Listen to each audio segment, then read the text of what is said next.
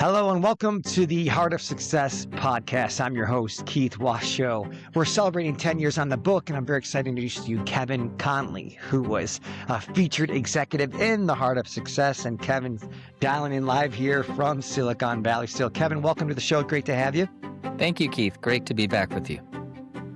So I had the pleasure of working with Kevin at SanDisk, and Kevin's now the CEO of Applied Brain Research, an amazing company, which will let him give you an overview. But today he's going to share basically three things. Number one, three things that he shared in this book and give you a little bit more color and context and how that can help your life. Secondly, three things he's learned in the last 10 years, since it's been now a decade since this book hit the market. And then thirdly, we'll end with a little funny quote or saying to make it memorable and to give you a laugh. So Kevin, I'll just throw it out. We'll get right into it right away. In this book, you said something very impressive to me. You mentioned that to be successful both in your professional and personal life, invest time to be good at listening and to take coaching. And how many times do you hear take coaching? Like, who gets coaching on listening? But I can only imagine it's super valuable. So did you really get coaching? And if so, where, when, how, and what did it do for you? And what would you want the listeners to take away from that would be helpful to them?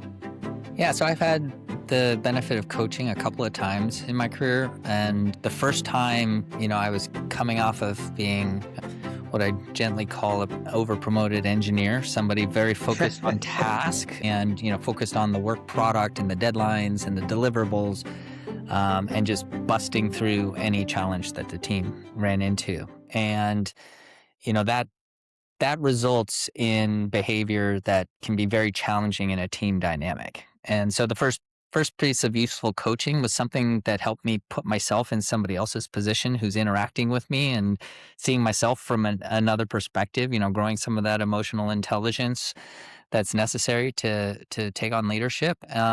So yeah, that was a big eye opener for me early in my leadership career. So was the first opportunity to take that. And then later on, also the first time I had taken on a business role, had the benefit of also some coaching, somebody coming in. And I think the benefit of coaching is getting a mirror put in front of you, right? A good coach is somebody who's going to be able to help you see yourself from the outside perspective and identify certain behaviors that should be amplified, good things that you're doing that you need to do more of, as well as looking at certain behaviors that maybe you want to redirect or attenuate, which can hold a team back from really achieving its best. That's amazing. Most of the people who are listening to you say that are probably like, you have to kind of like humble yourself to say, take coaching on listening. I know how to listen. Do you remember it being interesting or awkward for you to be like, all right, I'm getting coached to listen? Or were you more like, no, let's do this. Yeah, let's bring it on. Or how would you share that with people? When you're successful, you put a lot of faith in the things that you do and the way you do them. Right. And so, I think the trap of success can be thinking that the right thing to do at the right time, and, thinking that the way I do things is just fine. I don't need to change. Other people need to learn to operate within my sphere, and this is what they need to do. So I think, you have to be able to change that perspective and just recognize that there's wherever you are in terms of your plateau of success, like if you continue to operate exactly as you are and don't learn to evolve or learn to grow, you're going to get stuck there, right? You're going to peter out, and you're going to be at you're going to grow to the level of your incompetence. And so, having that outside perspective and being able to be introspective on where I need to adjust, where I need to grow, is a key to making it to that next level. Exactly. And hence why you had a great career being an executive at SanDisk, where we crossed paths, but now as CEO of Applied Brain Research. I'm sure that these skills have helped along the way. By the way, for people who don't know, can you give the summary on Applied Brain Research and how that is impacting lives today? Sure. Applied Brain Research is a company that is focusing on bringing powerful AI to edge devices. What that means is the devices, most people are familiar with AI that runs in data centers and, using ChatGPT and Claude and all those things. We're looking at imbuing the capabilities of AI in devices that we carry in our pockets or interact with in environments where you're interacting with robots and things that are operating in the real world. And when you do that, you have to be super efficient. You have to get much more out of the AI models than you're able to, because you're so constrained on resources. So ABR is focused on solving the problem of the power wall, the computational resources, um, and delivering really powerful AI for these devices so that they can talk, they can listen, they can understand. Kind of a little bit of what we're talking about now, right? Being able to listen and understand is a key thing. So yeah, that's I was really fortunate about 2.5 years ago to meet up with this group of brilliant people. Um, we're a Canadian company, so getting to work with international teams as well. Yeah. So yeah, it's super fun, super exciting what we're doing. Well, congratulations on that quote around listening. In the book, it's surprisingly that the heart of success in terms of growing your personal and professional life the right way, it's really mainly a lot of the advice was around listening. And you said something very interesting on page 174. You mentioned that listening to others, knowing that you can't be right all the time, and be prepared to identify good information from unlikely sources. And then you said this is known as wisdom from the mouth of babes. Can you expound upon that? That sounds very biblical, almost like there's some wisdom in the Bible about the mouth of babes. For those who haven't heard that phrase, can you share more about that and how that's related to what you've learned in life? Sure. I think that phrase is mainly used, and by the way, I think I probably used it like thinking about my daughter, right? When she was young, like little kids, and you probably are going to experience this with your little ones as well. They're going to tell you how they see it, right? There's no Yeah. filter, and so Yeah. they kind of share this uninformed, unfiltered view that you know on, on whatever topic. And it's easy as a parent that you would write that off and just say, hey. But there are times where there's just moments of like gems of truth that come through Yeah. that it's like, oh my gosh. Yeah, and it's surprising. It's just like, how did your little brain come up with that? So I think in the work context, might be a little bit belittling to say, out of the mouths of babes, because these are very Yeah. experienced, very capable people. But um, kind of sticking in the theme that truth, or useful insights coming from unexpected places. Um, you can develop biases around what you think a person is good at or what you think a person knows.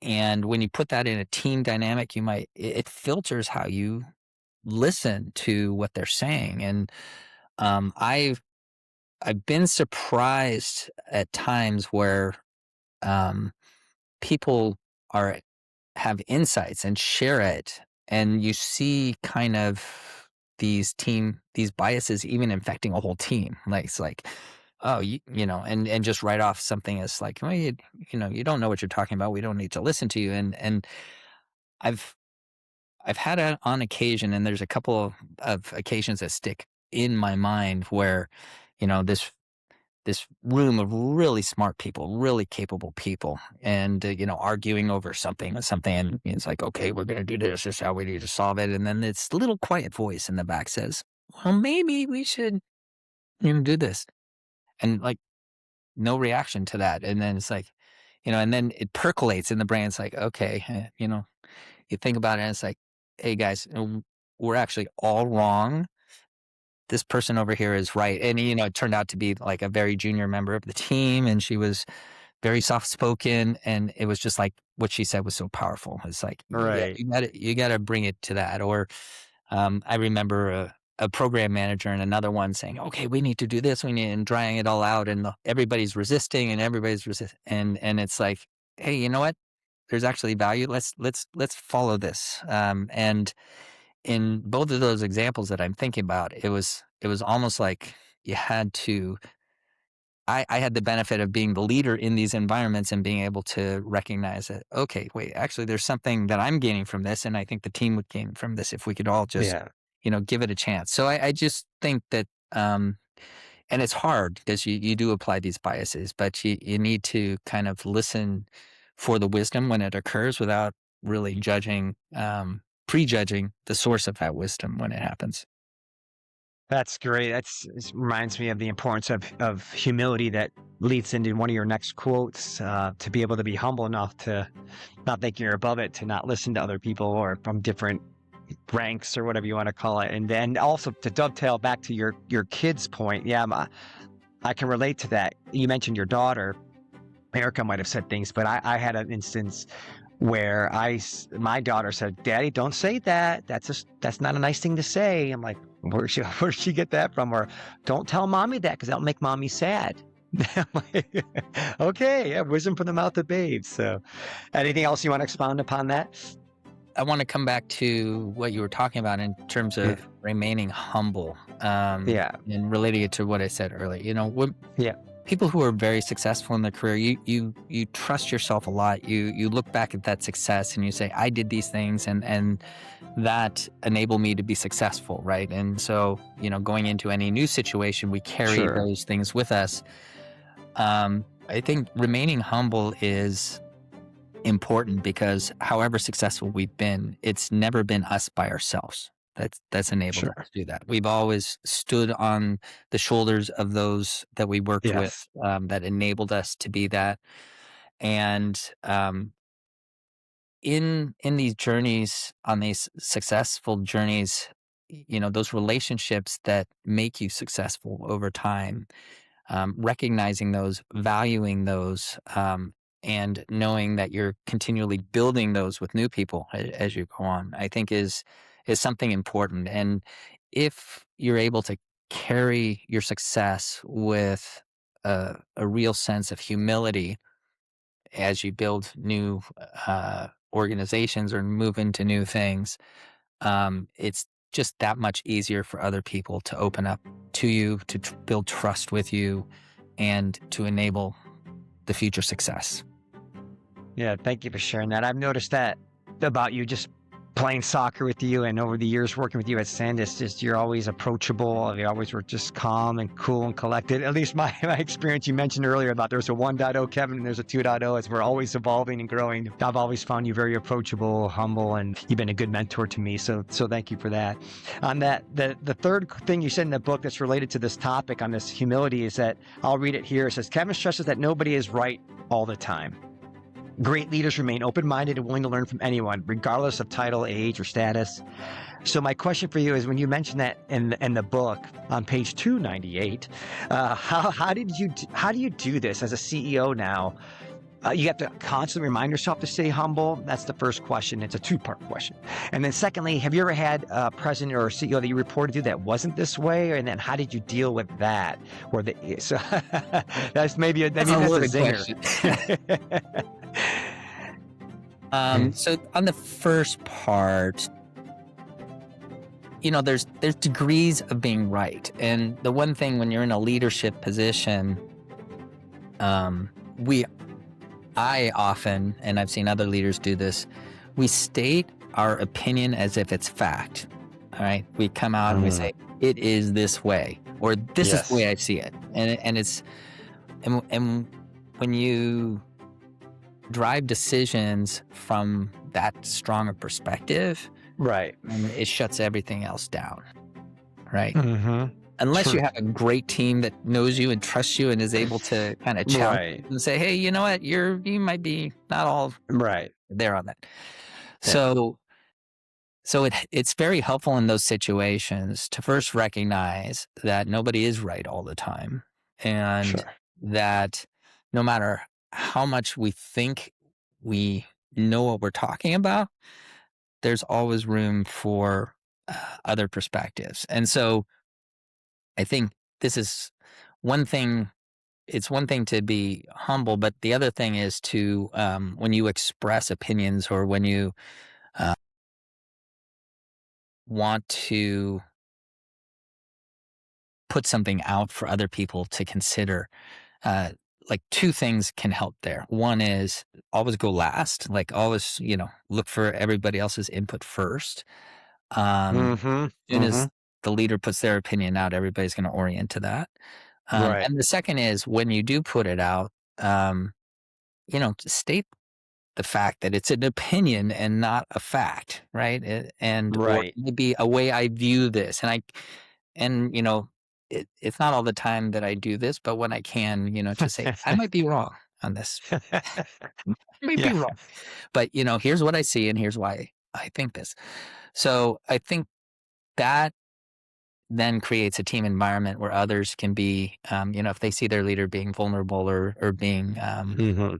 uh, expressing openness to listen, you'll get better conversations with people. And in every one of those situations, there's always learnings to take away from it. Right. Uh, Right. that's one thing that I would say, when you first reached out for me, this like what's happened in the last 10 years is that you're constantly learning, but you have to be Mm-hmm. open to it. And it can come from anywhere in your team or anywhere that you interact with other people. So being open to it is key. Have I ever worked for leaders who were not this way? Of course Yes, you of have. course. Um, and you know, when that happens, I mean, again, you have like super smart, very accomplished people saying, Right. this is the way it is. Um, Mm-hmm. and in those cases, I would say where I disagreed with the law that was being, laid down on me, as I look back on those, even those are opportunities to learn. It's like, okay, Sure. why is this person approaching this, right? And why am I getting Mm-hmm. this? And I think when you're in a point, and maybe this is like a completely off topic, but I would say, in dealing with strong people and smart people, you're going to run into conflict. You're going to run into different views on things. Right. And so your approach to how you see that in resolving that conflict, I found one thing that's always helpful is to first orient it to the other person's perspective.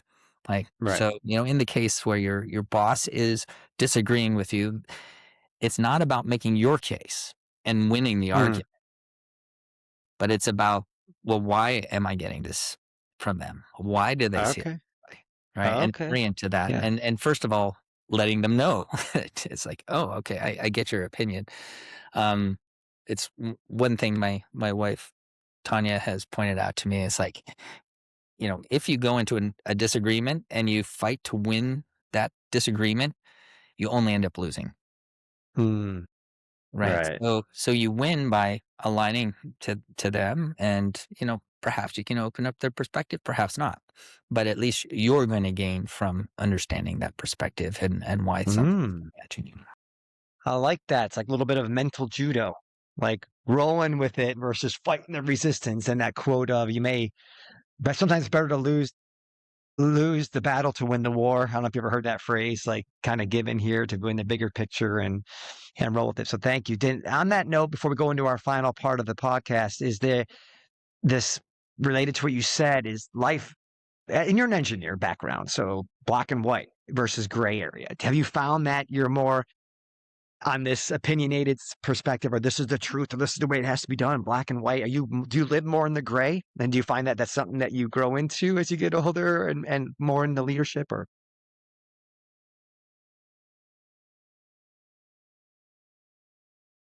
Other than maybe talking about grays versus black and white, I think in any situation there's always a ton of noise in the conversation. So it's not like things have to be a certain way to be correct, but in any situation, any decision that has to be made, like it's really important that you as a leader are focused on what's really important. So if there's a lot of gray area, that means there's a lot of noise in the system. It's like, okay, how do we pull the clarity out of this? How do we understand what's important?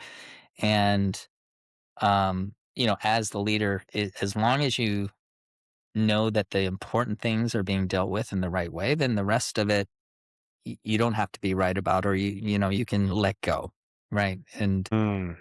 so, um, the one thing we have as a value in the team at ABR is a commitment to excellence, right? So knowing, Hmm.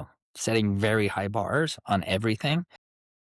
But at the end of the day, you're working with customers who need certain things a certain way and they need it on time. And, so you have to Right. figure out, okay, when am I going to deliver that full excellence? And when am I going to do um, what can be done within the constraints of what we have to do in order to deliver to the customer what they need? Right. Thank you for that. It's a great paraphrasing of the situation. Is I always thought of the quote in terms of the achieving excellence or shooting for excellence is you aim for you've heard the quote, you aim for the moon, and even if you miss, you land among the stars, right? So you always try to, put the benchmark high. All right. Well, thank you. That was great. So far, we've covered one of the three main inputs from the Heart of Success that you've provided. I mean, there's a lot in there that you said, but we just picked those three. So I guess the question is, now that it's been 10 years since this book was published, Kevin, if you had to pick one thing, like one big thing that stands out, if you look at the last decade of your life, is there any new epiphany that if I were to interview you again for this book on how do you balance your professional and personal life and be successful in the right way? Is there a new epiphany that you would add to this book, looking at something maybe you learned in the last year, maybe as a CEO of ABR, that you'd like to share with people? One of the things as you go through your career is that you're building success upon experience, right? So you're constantly gaining experience. One thing that I've had the opportunity to do in the last couple of years is work as a mentor within the Miller Center for Global Impact over Santa Clara University, where I get to mentor CEOs as part of social enterprises that are trying to deliver economic impact, change the lives of people, change the world for the better in global environments. And so two things that I've learned from that experience, I'd say that I'd share. And the first is like coming back to that experience question is like I've been surprised how I can work with leaders in environments that I have zero understanding of, right? I don't know what it's like to be in a village in sub-Saharan Africa. I don't know what it's like to be a woman entrepreneur in Pakistan, right? So Hmm. but what I've found is like the things that I picked up along the way in terms of thinking about strategy, thinking about trying to bring good outcomes from whatever situation and like actually translate pretty well. Um, to those things. So, you know, I'd say the first thing is like realize that you always have value to contribute based upon, the wisdom that you've gained over your career. And in order to be able to bring that out to its fullest effect is to see those opportunities as continued learning, right? So Hmm. So I've found that in all of these cases where I'm just blessed to work with these brilliant people Hmm. and people with huge hearts in these endeavors is bringing my experience to benefit them, but knowing that I'm going to learn so much more from that Right. experience, Right. right? So it's not like coming in and saying, "Hey, you need to do this," but come in and Right. well, have you thought about doing it? Or saying, this reminds me of a situation that might be useful here, and it's so, and it all comes back to being humble and realize, Yeah. that, it in all these interactions, you take away so much more than you bring to the table at the end of the day. Mm. Right. What's the word? I'll probably butcher it now, but it's on my head. It's reciprocity. Can you Reciprocity. Yeah. Good job. give and take and being open to sharing and growing, but then and it's in return it's growing back. And I think it's that whole rising tide floats all boats when you're in it together and you're growing together. And when you talked about continuous improvement or constant learning, it reminds me of that quote. Maybe you've heard of it from Japan. Kaizen. Have you heard of Kaizen? Kaizen. Kaizen. Thank you. I stand corrected. And how would you explain Kaizen to people? So Kaizen is continuous improvement, right? So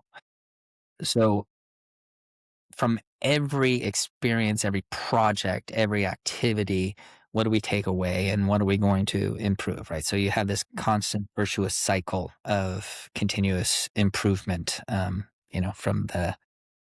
the Toyota school of Yeah, ex- exactly. And that's one of the reasons why Japan is famous for product quality and innovation is it's a continuous loop of continuous improvement that they just build into their manufacturing facilities and whatnot for products. So that you maybe think of that. So thank you for sharing that. Well, I'm pretty impressed. You've done a great job. You've covered three things from the book. You shared a new thing in your last decade that you would add to the book. And then lastly, we'll conclude with a quote. Or if you can't think of a quote, I'll spring your thoughts with two of my favorites. We can end on something more fun, and that is your prediction for the World Cup. All right, so a quote. So, for example, one of mine is there is no elevator success. One must always take the stairs, related to how you just can't float up there. You just got to put in the work, put in the grind, and then over time you'll be successful by the value and the work and the hard work you put in.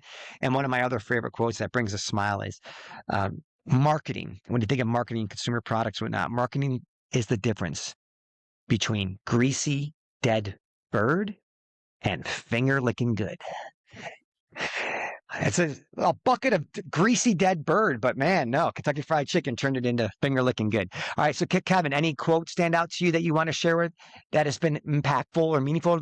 If not, how about you I share got your now. prediction for the World Cup? I do have one. I do have Yeah. one that I was thinking about. So I read an early biography of Steve Jobs early in my career. This is before his return to Apple and all his success. But Wow. it was basically about the Macintosh days, and the book title, taken from his um, Buddhist leanings, was "The Journey is the Reward." Mm, mm-hmm. Mm-hmm. And I think, when I think about the heart of success, I think Yeah. that's it. The journey is the reward. Um, so that's the quote I'd like to leave you. Um, Thank you. for the World Cup, I will say, it's been very controversial, right? The whole expansion and format and all the things. But I have loved seeing the the big hearts and of these teams coming in from Yeah, places like Curacao with 159,000 people in the whole country, right? I And know. able to score against Germany. I mean, just like, yeah, it's been wild, and really fun to watch. Who would have thought that watching a match between Algeria and Jordan would be so thrilling? So, so my prediction is people are really gonna like enjoy this format and the extended format. In terms of ultimate winners, um, you know, I I don't want to jinx anybody. It's but you know, watching how much fun Messi is having out there, I know. and It's beautiful. and just the sheer relaxation, the smile on his face, just the sheer enjoyment of the game, and the fact that he scored 5 goals already. Yeah. It's very possible they could do it again. Yeah. It's a great prediction. I mean, Messi just broke the all-time most goals in the World Cups at 17 goals. Now he's the leader in that. And here's many more to come in these next couple of games. And he is playing effortlessly, and he's in the zone. And so it's beautiful to see. Germany looks like Germany, unstoppable in some ways. But heck, Kevin, me and you have been playing soccer all our lives, and we've been watching soccer all our lives. USA, you got to admit, is the best they've ever looked in the entirety of anyone who's ever watched USA World Cup soccer. And now, if they win tomorrow, or I'm sorry, on Thursday, they'll be the first team in the U.S. history to win 3 of their games in a row. So I think USA, for the very first time, you can say with a straight face, they got a chance. I would say, I love some of the players in the U.S. squad, and Tim Weah, McKinney. You see all these guys, and they're playing great as a team. They'll know they've already set, they've already outdone every other team so far I with only know. 2 games behind them. So, yeah, it's exciting. For me, it's always, I have no doubt that they'll come out, way at the top of this group. But Yeah, the question is, what are they going to do when they meet a big I know, challenge? right? Right. And we've Yeah, seen the US do well against Germany in the past, but, can they consistently deliver? yeah, Um, yeah, so, we'll see. That's the thing about yeah. soccer. On any given day, it could be, I heard a stat and I have no idea where it came from, but it's like there's always a 30% chance that either team can win the game. That's a pretty big, Exactly. that's a pretty big percentage point when you consider the disparity between some of these matchups. Yeah. Well, thank you, Kevin. You've been Mr. Consistent for me in my life, and especially in being part of the book. And here you are today. People, if you want to learn more about Kevin, check out some of the great work he's doing as CEO of Applied Brain Research. And Kevin, where else would you like to point them to learn more about you or your company? Yeah, so our website is appliedbrainresearch.com, all one word, no dashes or spaces. Come check out what we're doing in the realm of state-space models that we're applying in edge devices. We just released a new software development kit for people to start using our technology for speech recognition and speech synthesis in all kinds of devices. So yeah, please come and engage and reach out to me on LinkedIn. Thank you, Kevin. Appreciate all the great work you're doing in the world to make it a better place for people, especially in the tech industry. And thanks for being part of the book and sharing your wisdom with others. We hope you found that exciting and interesting. Stay tuned for more. And Kevin, thank you, and we'll be in touch. Thank you, Keith. Cheers. Thanks.